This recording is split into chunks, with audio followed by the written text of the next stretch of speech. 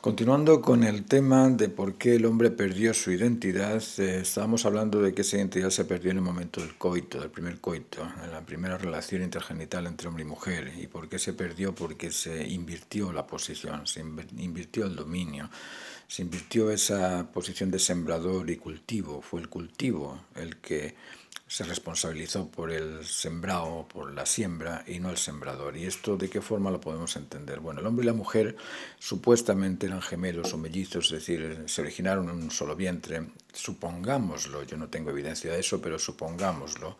Luego, si el hombre y la mujer van creciendo en paralelo, la mujer, sabemos ahora que la mujer se madura genitalmente antes que el hombre. Luego, si el hombre se hubiese templado ante la provocación de la mujer, pues la mujer ya es madura y el hombre todavía no, la mujer habría tratado de tentarlo, de provocarlo, de hacer que él se acercase a ella, de hacer que él satisfaciera las necesidades que tenía la hermana en ese caso. Bueno, si el hombre hubiera esperado y accedido por sí solo, por su propia voluntad, él se habría normalizado. Él habría conseguido estar por sobre las virtudes de la prudencia, de la firmeza, de la templanza. Al controlar la ansiedad de la mujer, al controlar la angustia de la mujer, este hombre habría superado el instinto de protección que se caracteriza por la ansiedad y la angustia, habría superado el instinto reproductor y se habría normalizado la relación y la mujer, lógicamente, habría aceptado a esta persona tal y como es. Vamos a explicar qué es lo que pasa cuando esto no ocurre. Cuando la mujer tienta, provoca al hombre, la mujer se hace responsable de ese acto. A ver cómo os lo puedo explicar. Si yo hago las tareas de mi hijo de matemáticas, como os decía antes, yo soy el responsable de eso y no mi hijo. En ese caso, cuando la mujer provoca al hombre, es la mujer la que se responsabiliza de la siembra porque es ella la que intenciona el sembrado. ¿Se entiende bien? Bueno, como os digo, es un tema complicado, hay que conocerlo bien, pero en esa época el hombre y la mujer inmaduros estaban siendo guiados por dos fuerzas, la fuerza del instinto y la fuerza del afecto. Lógicamente, la fuerza del instinto maduro es más fuerte o es superior a la fuerza del afecto inmaduro. La fuerza del afecto maduro es superior a la fuerza del instinto, pero no se había logrado establecer todavía el vínculo entre el hombre y la mujer, no se había logrado la confianza plena o el respeto mutuo. La fuerza del afecto maduro es superior a la fuerza del instinto, y el hombre debió descubrir la importancia del amor y del deber antes de entregarse a la provocación femenina. Se sabe que para reconocer es necesario el criterio con el cual comparar lo conocido o lo que se observa para poderlo reconocer. Necesitamos antes de un criterio para poder decir que eso es cierto. No se puede reconocer lo contrario a lo natural hasta no haber conocido antes lo natural. Este hombre debía de haber despertado un poco el interés por observar la naturaleza.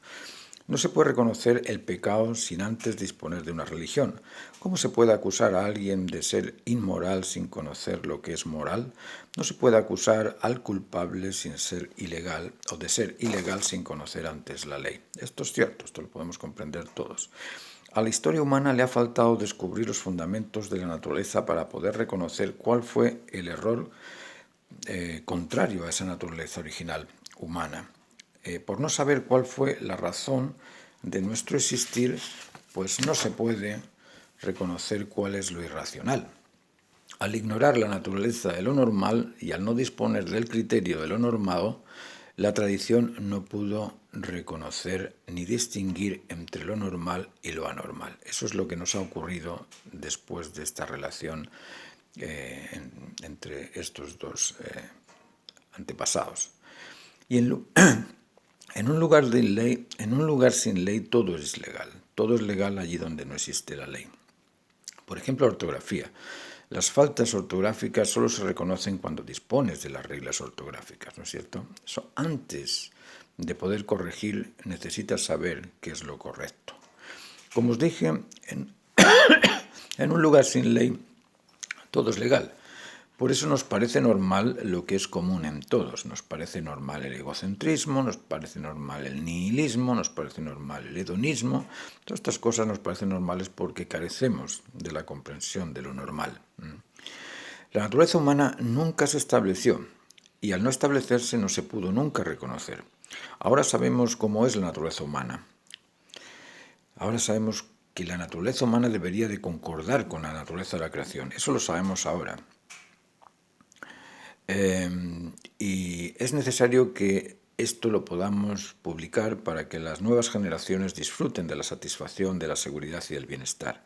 Nuestra situación actual es semejante a la de un recluso presidiario encerrado en una cárcel que, en lugar de compartir las costumbres carcelarias, se titula de abogado.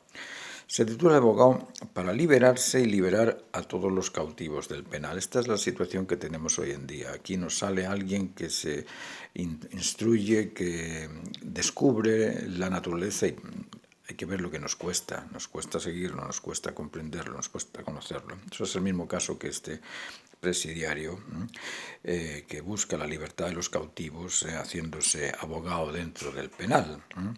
Pero para acostumbrarlos a disfrutar del beneficio de su libertad deben olvidarse de las costumbres del penal, y eso es muy difícil también. Es muy difícil que uno de nosotros pueda cambiar las costumbres sociales. En este penal se adquieren hábitos de comportamiento, hábitos de convivencia y hábitos de convencimiento que trastornan la personalidad del libre, del autónomo y del responsable, causándoles trastornos de personalidad. Y de eso trata nuestra próxima explicación. Es importante comprender nuestros trastornos para no promulgarlos y evitar los 4 aspectos derivados de la relación incestuosa entre los gemelos originales de la especie humana. ¿Cuáles fueron los productos de esta relación incestuosa? De esta relación que no era mala por ser incestuosa en este caso, era mala porque fue provocada por la necesidad del cultivo y no por la necesidad del sembrador. Es decir, el sembrador quedó sometido a la obligación de entregarse al cultivo. Fue el receptor el que provocó el inicio de la relación. Pero el inicio de la relación no lo provoca el receptor, lo provoca el emisor. Ese cambio, esa interacción entre el que debía de recibir, puesto en la posición de ser el emisor, nos trastocó. Y os voy a explicar los 4 puntos de este trastoque, los 4 puntos derivados. El primer hombre, ese hombre que tuvo ese tipo de relación incestuosa, no tomó el punto de vista de lo que beneficia siempre a todo, y sus descendientes trastornaron el sentido común con la diversidad de alternativas. Eso lo vemos en la sociedad actual. El segundo punto es que el primer hombre invirtió el dominio al ser sometido por el receptor. Luego, el emisor sembrador pasó a ser dependiente del deseo por sobre el deber. Es decir, él se entregó al deseo y se olvidó del deber. Se olvidó de que tenía que esperar, solamente esperar. El tercer punto es que abandonó su posición y en lugar de empoderarse de las especies pasó a temerlas. Es decir, este señor que venía para heredar la naturaleza entera resulta que se transforma en un objeto de la naturaleza y en un objeto casi por debajo de cualquier animal mínimo, porque cualquier animal mínimo conserva su integridad y el ser humano la perdió.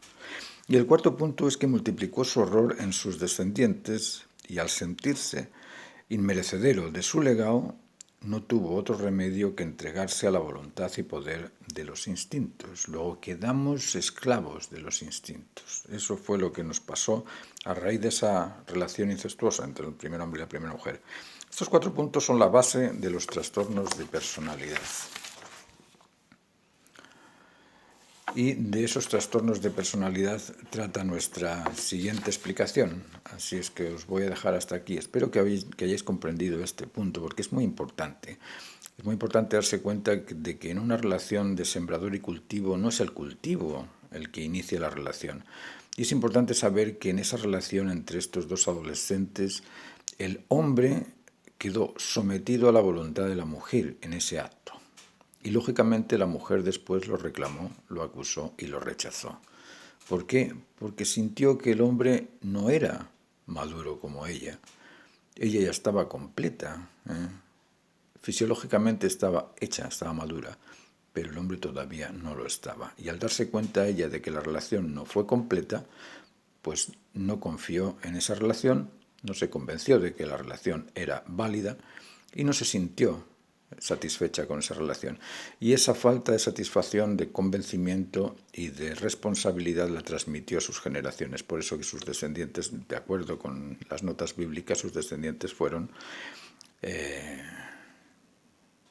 imaginaos, su primer descendiente fue un asesino.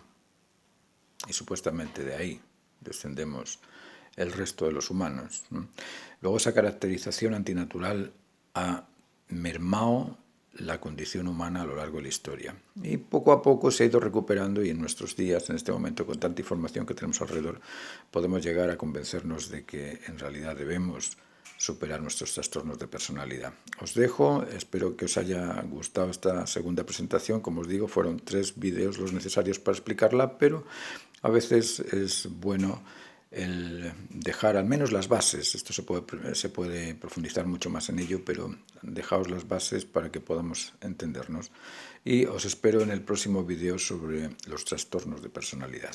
Muchas gracias y si os ha gustado ponedme like y si os queréis suscribir al canal por favor hacedlo. Os invito a ver todos los vídeos que tengo ahí porque hay muchos muy interesantes. Gracias.